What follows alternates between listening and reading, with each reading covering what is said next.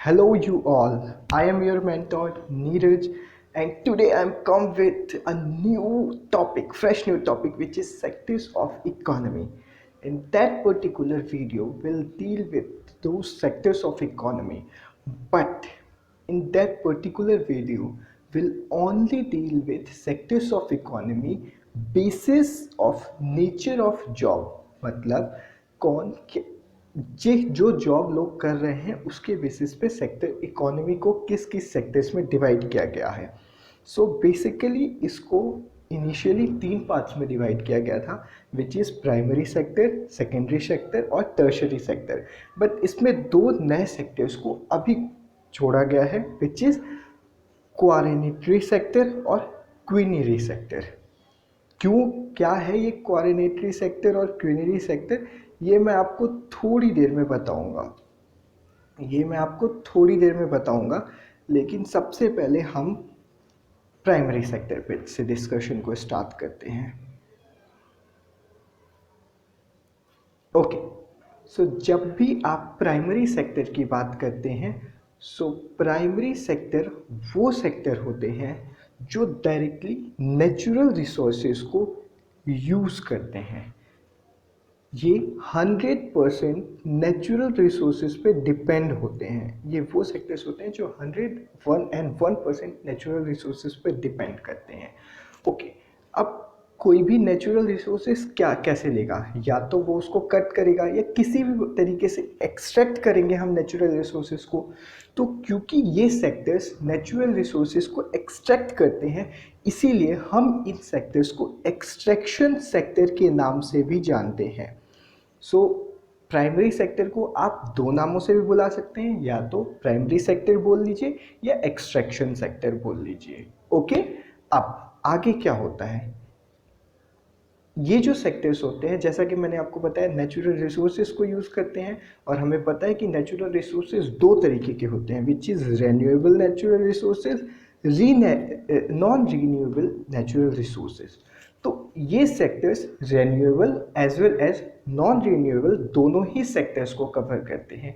Renewable resources वो होते हैं जो जस्ट लाइक फिश और वुल जो दोबारा प्रोड्यूस किए जा सकते हैं, बट नॉन रेन्यूएबल सोर्सेज वो होते हैं जो दोबारा प्रोड्यूस नहीं किए जा सकते, जैसे कि ऑयल, कोल एक्सेट्रा।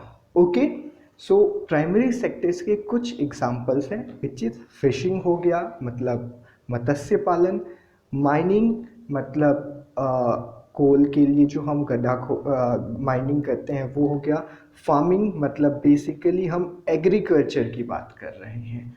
ओके, सो ये था हमारा बेसिक प्राइमरी सेक्टर के बारे में। नाउ अब हम मूव करेंगे सेकेंडरी सेक्टर के पे। Here is it. So secondary sector वो सेक्टर होते हैं जो प्राइमरी सेक्टर को as a raw material use करते हैं और उससे एक फिनिश्ड प्रोडक्ट बनाते हैं। तो ये कहता है वो इंडस्ट्रीज जो रॉ मटेरियल को कंबाइंड करे, और इन्हें रॉ मटेरियल मिल कहाँ से रहा है, प्राइमरी सेक्टर के फिनिश्ड प्रोडक्ट से। तो वो इंडस्ट्री जो रॉ मटेरियल को कंबाइंड करे और प्रोड्यूस करे, क्या प्रोड्यूस करे सर, प्रोड्यूस करे एक फिनिश्ड प्रोडक्ट, ऐसा फिनिश्ड प्रोडक्ट जिसकी मार्केट में डिमांड है। सो ऐसे सेक्टर्स को हम सेकेंडरी सेक्टर्स कहते हैं। अच्छा, अब हमें यहाँ से एक और चीज़ समझ में आई कि ये सेक्टर्स क्या कर रहे हैं सर, प्राइमरी सेक्टर्स के आउटपुट को यानी as a raw material use कर रहे हैं और उससे एक फिनिश्ड प्रोडक्ट बना दे रहे हैं। तो इस प्रोसेस को, मतलब रॉ मटेरियल से एक फिनिश्ड प्रोडक्ट बनाना, सो ये जो प्रोसेस हुआ, इस प्रोसेस को क्या कहते हैं, इस प्रोसेस को हम मैन्युफैक्चरिंग कहते हैं। सो तो क्योंकि ये सेक्टर्स मैन्युफैक्चरिंग का काम करते हैं, इसीलिए इन्हें एक और नाम से जाना जाता है, which is manufacturing sector. Okay, so आप सेकेंड, जैसा कि प्राइमरी सेक्टर को भी दो नामों से जाना जा सकता था, ऐसे ही सेकेंडरी सेक्टर को भी हम दो नामों से जानते हैं। First is secondary sector and the second is manufacturing sector. Okay, मैं आपको ऑलरेडी बता चुका हूँ, ये वो सेक्टर होते हैं जो प्राइमरी सेक्टर को के प्रोडक्ट्स को एज अ रॉ मटेरियल की तरह यूज़ करते हैं, ओके, और एक फिनिश्ड प्रोडक्ट हमें देते हैं। सो इनके एग्जांपल्स क्या हो जाएंगे, इन अभी मैंने आपको बताया क्योंकि ये मैन्युफैक्चरिंग सेक्टर्स हैं, तो सो ऑल मैन्युफैक्चरिंग फैक्ट्रीज जहाँ पर भी मैन्युफैक्चरिंग होता है उसी को हम सेकेंड, ये एग्जांपल्स हो जाएंगे सेकेंडरी सेक्टर के, ओके। अब इसे और अच्छे से समझने के लिए एक एग्जांपल लेते हैं, जैसे कि सपोज कीजिए कि मैंने एक रॉ मटेरियल ले लिया बच्चा वुड, ओके, वुड। अब ये वुड कहाँ से आया, ये वुड आया हमारे नेचुरल रिसोर्सेज से यानी फॉरेस्ट से आया। सो ये वुड किसका प्रोडक्ट है, ये वुड प्रोडक्ट है प्राइमरी सेक्टर का, ओके। अब मैंने इस वुड को यूज़ किया और मैन्युफैक्चरिंग किया। जब मैंने इस वुड को यूज़ किया और इससे मैन्युफैक्चरिंग किया, सो क्या बना लिया मैंने, या तो मैंने चेयर बना लिया, टेबल बना लिया, और भी बहुत सारे तरीके का, जैसे लाइक सोफ़ा बना लिया, बेड बना लिया, और भी बहुत सारी चीज़ों के प्रोडक्ट्स बना सकते हैं। सो ये जो चेयर है, टेबल है, या और भी चीज़ें हैं, ये क्या है, ये प्रोडक्ट हैं। किसके प्रोडक्ट हैं, ये प्रोडक्ट हैं हमारे सेकेंडरी सेक्टर के। और इसने रॉ मटेरियल की तरह किसके यूज़ किया, इसने रॉ मटेरियल की तरह यूज़ किया वुड को, जो क्या है मेरा प्राइमरी सेक्टर, ओके। सो अब हम दूसरे सेक्टर्स पे बढ़ते हैं which is tertiary sector. Now here is it done. So tertiary sector तीसरे सेक्टर है, ओके। अब यहाँ मैं आपको एक बहुत पीछे ले जाना चाहूँगा, जो मेरी पिछली वीडियो आई थी, पिछली वीडियो जो आई थी इकोनॉमिक सिस्टम, उसमें हमने समझा था कि इकोनॉमी का क्या मतलब होता है। इकोनॉमी का मतलब होता है एक्सचेंज, प्रोडक्शन या फिर डिस्ट्रीब्यूशन। किन चीज़ों का एक्सचेंज, प्रोडक्शन, डिस्ट्रीब्यूशन, गुड्स का या फिर सर्विसेज का। सो हम देख चुके हैं कि जो प्राइमरी सेक्टर है और जो सेकेंडरी सेक्टर्स हैं, ये क्या कर रही हैं, ये प्रोडक्शन कर रही हैं, एक्सचेंज कर रही हैं, प्रोडक्शन कर रही हैं और एक्सचेंज कर रही हैं। बट ये सेक्टर डिस्ट्रीब्यूशन का काम नहीं कर रही हैं। सो डिस्ट्रीब्यूशन के लिए कौन आता है, डिस्ट्रीब्यूशन के लिए आता है टर्शियरी सेक्टर, जो क्या करता है, टर्शियरी सेक्टर क्या करते हैं, हमें गुड्स और सर्विसेज का प्रोवाइड करते हैं in the help of distribution, okay. So इसको और अच्छे से समझते हैं। ये वो सेक्टर्स होते हैं जो हमें इनटेंजिबल सर्विसेज प्रोवाइड करते हैं या फिर गुड्स प्रोवाइड करते हैं। You are confuse like intangible क्या होता है। सो इनटेंजिबल वो सर्विसेज है जिसको हम टच नहीं कर सकते, लाइक जैसे कि मैनेजमेंट। अब कोई एक कंपनी में एचआर है, तो आप एचआर को के वर्क को टच नहीं कर सकते, करके नहीं देख सकते। हाँ, you can only feel the work what HR has already done, okay. Banking sector है, तो आप बैंकिंग सेक्टर को टच नहीं कर सकते हो, आप बैंकिंग सेक्टर को ओनली फील कर सकते हो और उनका इफेक्ट देख सकते हो। फाइनेंशियल सर्विसेज जो होते हैं, सो ये भी इनटेंजिबल सर्विसेज में आते हैं, ओके। जैसे रेस्टोरेंट हो गया, कंसल्टेंसी सर्विसेज हो गए, मैनेजमेंट हो गए। सो ये किसके पार्ट हैं, ये टर्शियरी सेक्टर के पार्ट हैं। ये क्या करता है, टर्शियरी सेक्टर एक और काम करता है, ये प्राइमरी और सेकेंडरी सेक्टर के कोलैबोरेशन में काम करता है। ये हेल्प करता है प्राइमरी और सेकेंडरी सेक्टर को यूनाइट करने में, ओके। नाउ आगे बढ़ते हैं विद हमारे नए सेक्टर्स ऑफ इकोनॉमी में। और मैंने आपको बताया था कि 2 नए सेक्टर्स ऑफ इकोनॉमी ऐड हुए हैं। सो फर्स्ट उनमें से एक पढ़ने जा रहे हैं हम, which is quaternary sector, okay. ये बहुत ही मज़ेदार सेक्टर ऑफ इकोनॉमी है। क्यों क्वार्टिनरी सेक्टर बहुत ही मज़ेदार है, वो मैं आपको समझाता हूँ एक एग्जांपल से, ओके। पता है, ज़्यादातर लोगों के दिमाग में मिसकंसेप्शन ये होता है कि जो मेरा आईटी सेक्टर है, मतलब इंफॉर्मेशन टेक्नोलॉजी सेक्टर है, ये एक टर्शियरी सेक्टर है। लेकिन the fact is IT sector is not a tertiary sector. IT sector comes under quaternary sector, okay. ये तो मैंने आपका मिसकंसेप्शन दूर किया। अब होता क्या है कोऑर्डिनेटरी सेक्टर, ये समझने की कोशिश करते हैं। ये वो सेक्टर्स होते हैं जो डिस्क्राइब करते हैं, किसको डिस्क्राइब करते हैं सर?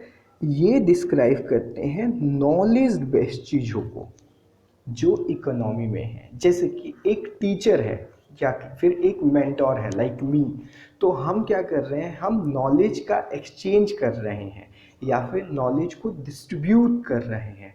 सो नॉलेज डिस्ट्रीब्यूशन को हम प्राइमरी सेक्टर, सेकेंडरी सेक्टर और टर्शियरी सेक्टर में नहीं ले सकते हैं, इसीलिए हमें इसके लिए एक नया सेक्टर बनाना पड़ा। ओके, जो R&Ds हैं, मतलब रिसर्च एंड डेवलपमेंट्स है, ये भी किसके अंदर आती है? ये भी कोऑर्डिनेटरी सेक्टर्स के आती है। क्यों? क्योंकि ये भी नॉलेज पे काम करते हैं, नॉलेज बेस्ड वर्क करते हैं, ये नए रिसर्च लाते हैं ताकि ह्यूमन काइंड जो है वो अपने आप को और भी इजी वे में अपनी लाइफ को जी सके। ओके, अच्छा, यहाँ पर एक और चीज़ बताना चाहूँगा, विच चीज़ क्या है, ये नॉलेज एंड स्किल, ऐसी नॉलेज और ऐसी स्किल्स क्या कि मतलब ऐसे नॉलेज और ऐसे स्किल्स में हेल्प करते हैं जो जिनका प्रोसेस क्या है, बहुत ही कॉम्प्लेक्स प्रोसेस है। ओके, बहुत ही कॉम्प्लेक्स प्रोसेस है, ऐसी चीज़ों को हम कोऑर्डिनेटरी सेक्टर्स में लाते हैं। ओके, नाउ सो अब हम चौथे सेक्टर्स पे मूव करते हैं, विच इज़ ओके, नाउ अब हम चौथे सेक्टर पे मूव करते हैं, which is okay. So quinary sector क्या होते हैं सर?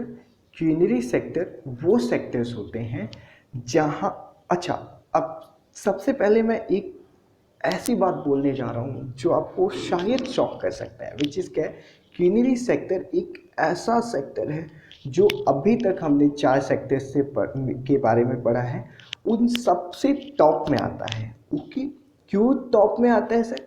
क्यों टॉप इकोनॉमिक सेक्टर है ये? इसको समझने से पहले एक छोटी सी बात समझने की कोशिश करते हैं, वो ये है, जैसे कि अगर मान लीजिए मैं एक टीचर हूँ, सॉरी मैं एक मीडिया पर्सन हूँ, और अगर मैं एक मीडिया पर्सन हूँ, सो मैं जो भी बातें बोल रहा हूँ वो हज़ारों लोगों की लाइफ को इफ़ेक्ट डालता है, तो मेरे ऊपर बहुत ही ज़्यादा रिस्पॉन्सिबिलिटी है, और कोई भी ऐसे बातें नहीं बोल सकता मैं जिससे किसी की लाइफ इफ़ेक्ट पड़े, बहुत ही ज़्यादा इफ़ेक्ट पड़े। सो मुझे बहुत ही सीरियस रहना पड़ेगा जो भी बातें मैं बोल रहा हूँ। ओके, दूसरी बातें, अगर मैं एक एनजीओ चलाता हूँ, सो मैं अपने बेनिफिट के लिए कोई भी काम नहीं कर सकता, या फिर अगर मैं एक इंडस्ट्रियल मैं मेरी खुद का एक बिज़नेस है और मुझे अगर गवर्नमेंट से अप्रूवल चाहिए किसी भी काम के लिए, तो मैं कैसे अप्रूवल लूँगा? सो वो सेक्टर्स जो इन सब चीज़ों में हेल्प करते हैं या वो सारी चीज़ें परफॉर्म करते हैं, उसी को हम एक नए सेक्टर्स की तरफ से जानते हैं, विच इज़ क्वारिनरी सेक्टर। ओके, जैसा कि मैंने आपको बताया, ये उन चारों सेक्टर में सबसे टॉप इकोनॉमिक सेक्टर है। यहाँ पर हम high level economy and social decision की बात करते हैं। मैं फिर से रिपीट कर रहा हूँ, सोशल डिसीज़न, जिससे सोसाइटी पे बहुत ही ज़्यादा इम्पैक्ट पड़ता है। ये डिसीज़न सिर्फ रिस्पॉन्सिबल इंस्टीट्यूशंस ही ले सकती है, जैसे कि नीति आयोग हमारे गवर्नमेंट की बहुत ही रिस्पॉन्सिबल इंस्टीट्यूशन है। ओके, नीति आयोग हो गया, और ज़्यादातर हॉस्पिटल्स भी क्वीनरी सेक्टर्स के अंदर आते हैं। क्यों? क्योंकि जो वर्क वो परफॉर्म करते हैं उससे हज़ारों लोगों की लाइफ डिपेंड करती है। ओके, अब जैसा कि मैंने आपको बताया, ये वो सेक्टर्स हैं जहाँ डिसीज़न लिया जाता है, और ऐसा डिसीज़न लिया जाता है जिससे किसी की लाइफ इफ़ेक्ट होती है। सो ये डिसीजंस कौन लेते हैं? ये डिसीजंस लेते हैं टॉप लेवल एग्जीक्यूटिव्स। अब मान लीजिए मेरा एक बिजनेस है और एक गवर्नमेंट का एग्जीक्यूटिव है, तो हम दोनों के टॉप लेवल एग्जीक्यूटिव्स क्या करेंगे, आपस में बात करेंगे ताकि जो कॉन्फ्लिक्ट्स है वो कैंसिल हो सके, और मैनकाइंड के बेनिफिशियल के लिए हम कोई भी प्रोडक्ट्स या कोई भी चीज़ें यूज़ कर सकें। ओके, इसके एग्जांपल्स मैं ऑलरेडी आपको बता चुका हूँ, मीडिया हो गई, गवर्नमेंट सेक्टर्स हो गया, और नॉन प्रॉफिट एनजीओज, जितने भी एनजीओज होते हैं वो सब के सब क्वारिनरी सेक्टर के अंदर आते हैं। ओके, सो ये थे हमारे 5 तरीके के सेक्टर्स ऑफ इकोनॉमी। सो हमने यहाँ पर डिस्कस किया 5 सेक्टर्स ऑफ इकोनॉमी के बारे में। पहला primary sector, secondary sector, tertiary sector, quaternary sector और quinary sector. So I hope आपको ये पांचों सेक्टर्स ऑफ इकोनॉमी समझ में आई होगी और इसका मतलब समझ में आया होगा। अगर फिर भी आपको कोई भी क्वेरी है तो आप मुझे मेल कर सकते हैं। Okay, and now I have a task for you. What was the task? आपको ये बताना है कि जो भी हमारे पॉलिटिशियंस होते हैं और लीडर्स होते हैं ये किस सेक्टर्स ऑफ इकोनॉमी में आते हैं, या फिर इनका जॉब प्रोफाइल या इनका nature of job profile in पांचों में से किन सेक्टर्स ऑफ इकोनॉमी में आता है। So that's your task from my side. Thank you so much for watching. Please do subscribe and whatever what you can do. Thank you.